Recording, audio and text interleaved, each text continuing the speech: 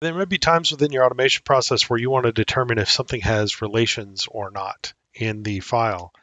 So we're going to use the relations exist function for the model here.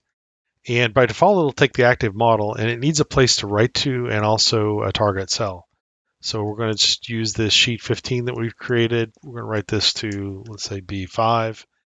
So the question that's being asked here is, does the active model have relations in it? And if we come up here and check it, we can see that in fact it does.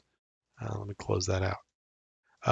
The other nifty thing about this is that this does require specific models for these types of checks, and the reason for this is so that you get a specific Boolean response as to whether something has it or not. So if we go to, let's say, let's take a look at screen.prt and run that.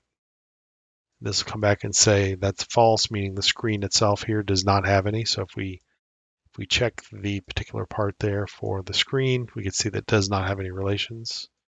And as a final check, let's also take a look at basket and run that.